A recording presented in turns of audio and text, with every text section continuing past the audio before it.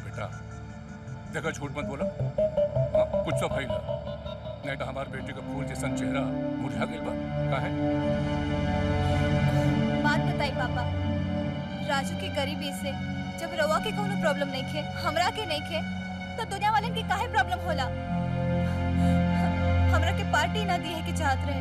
ना बेटा, इंसान की जिंदगी में जो कुछ भी होला ओकरा पीछे कौनो न कौनो खास वजह होला। अब केकर केकर मुंह बंद करबो तू। ये सवाल हमरे भी मन में उठल रहे जब हम राजू के घर गए नहीं।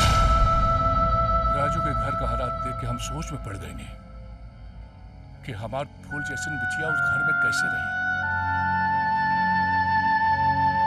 देखा बेटा, हम तोहरा के बहुत प्यार करेनी, बाप बानी हम तोहार, और तोहरा से ज्यादा तजुर्बा बा हमार। और वही तजुर्बा के आधार पे हम तुझसे कहता नहीं कि प्यार की शुरुआत के दौर में सब कुछ ठीक ठाक चलेला, लेकिन फिर धीरे धीरे आदमी का जरूरत और आदत सामने आ जाला और फिर वही दिक्कत शुरू हो जाला बेटा।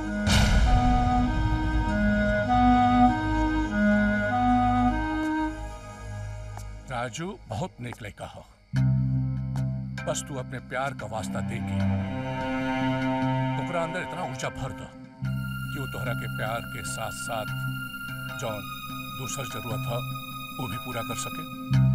अब देखा बेटा, यही बात अगर हम राजू के जाके कहब तो हो सकेला कि वो पूरा मान जाए।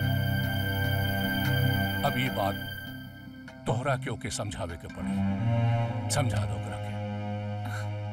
जी पापा, गुड नाइट। जा जा बेटा।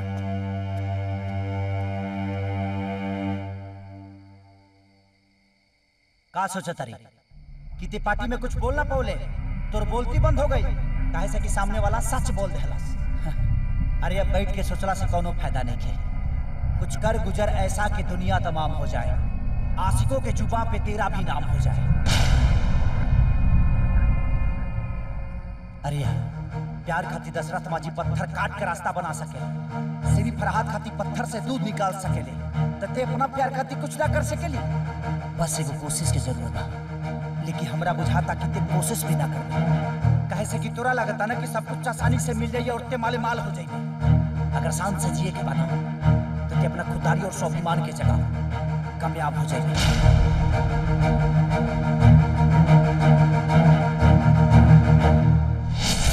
का भइल बबनी, आज इतना चुप काहे बाड़ू?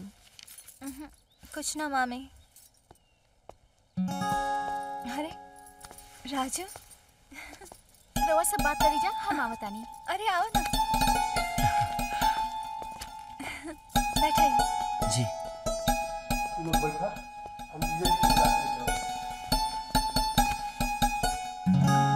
राजू, हमरा पता ना रहे हमार फ्रेंड्स इतना बदतमीज बाड़े सन। काले खातिर सॉरी। अरे यार, एमे सॉरी के का बात बा? जौन भी कहले से ठीक है तो कहले से, जौना सच्चाई के जानला के बाद भी हमरा आँख पर पर्दा रहला ओकरा के उ खोल देला से। तू हमरा खातिर अपन पूरा परिवार छोड़े खातिर तैयार बाड़, यहाँ तक ले कि जौन माई बाप तो के पैदा कैलस, पाल पोस के बड़ा कैलस, ओकरा के छोड़े खातिर राजी हो गइल। तका हम तरह खातिर कुछ ना कर सकीले? मतलब अपना प्रति तोहर प्यार देख के हमार जमीन जागल बरासरी। हम ऐसा कुछ कल चाहता जौना से तोहरा जीवन में कोनो तकलीफ ना होके। लेकिन ये सब तो हमनी के बा ना। लेकिन यह तो हम नहीं की चाहत, हम नहीं की चाहत कि घर जवाई बन के अपन जीवन काटे। हम ही चाहता नहीं जौना सुख सुविधा में तू पलाइल बाड़ू, बड़ा भइल बाड़ू, वो सुख सुविधा में हमने के होखे वाला बच्चा भी पलाओ और बड़ा होके। और हम जानत हनी कि सच्चा मन से अगर कोनो काम करे जाए तो ओकरा खातिर भगवान हमेशा खड़ा रहेले। और हमरा साथे तोरा प्यार के साथे साथे भगवान के भी आशीर्वाद बा। शाबाश बेटा, तोहरा से यही उम्मीद रहे। भगवान हर आदमी के भीतर इतना हिम्मत और साहस भर के भेजने बाड़ो कि वो राई के भी पहाड़ बना सकेला। राजश्री के माँ के गुजरला के बाद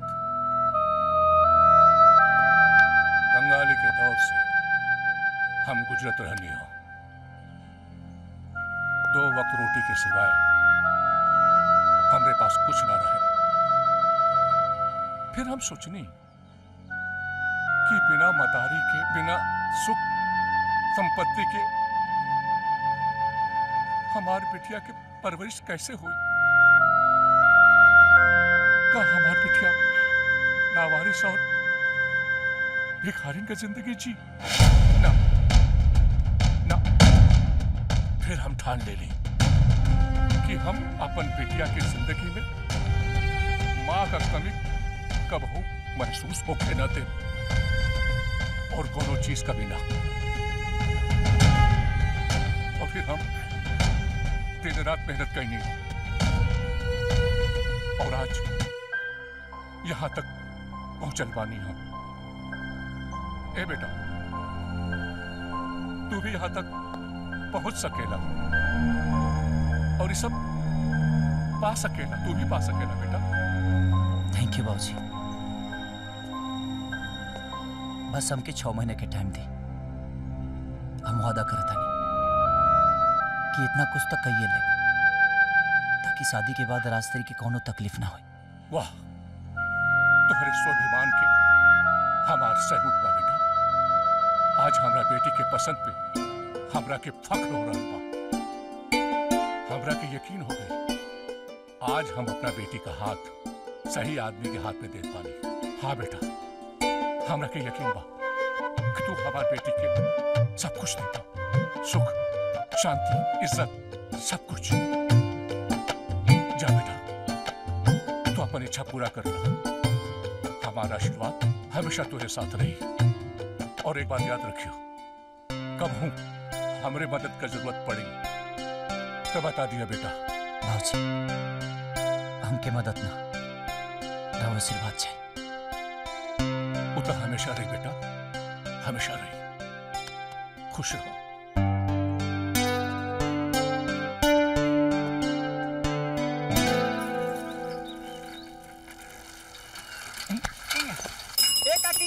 राजू कहाँ बाड़े? ए पार्टनर, तोहार चिट्ठी आइल बा। पार्टनर, अरे कहाँ रह गई मर्दे? देखा तोहार चिट्ठी आइल बा। तोहार पासपोर्ट आइल बा। पासपोर्ट? हाँ। ले ना, साइन करे के पड़ी ना। देना तोर कलमो ढिबरी चटाइए खानी बा।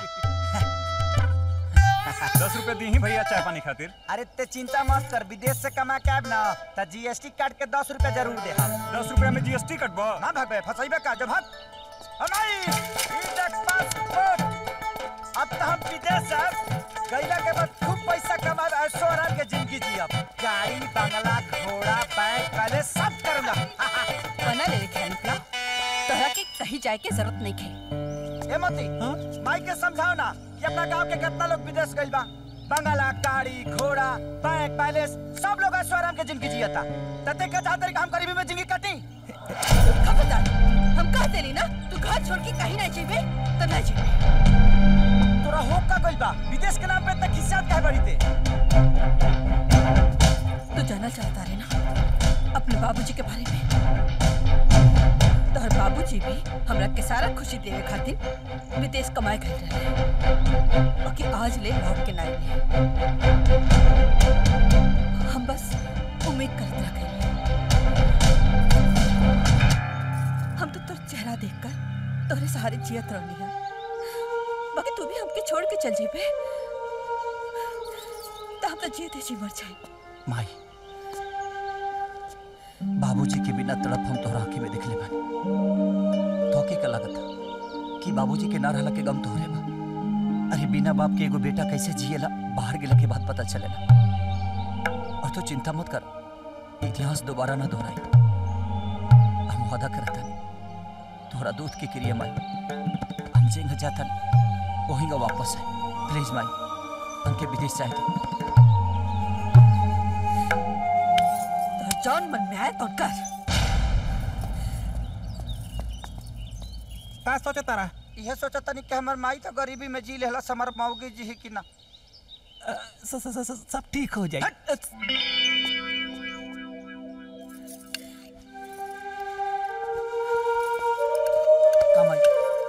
पूरा दुनिया जब केहू के विदा करेला तो हंस के करेला और तू बड़ू जा आंसू बहा के हमके विदा करत तारू।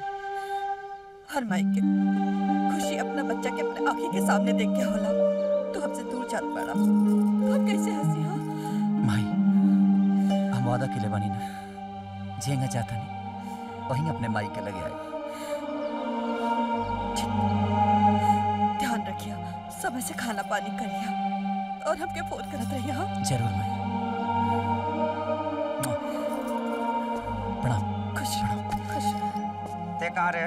पहुँचावे मैंने हमारे हाथ गोड़ में प्रॉब्लम बजा हमारे के पहुँचावे जीबे। माई के ख्याल रखिए, आज जगह कपड़ा धोला टाइम से बाल धोइए ना तो ढील पड़ जी सब। Okay partner, happy journey. Thank you. हमरा के बोल हैप्पी जर्नी। Okay by.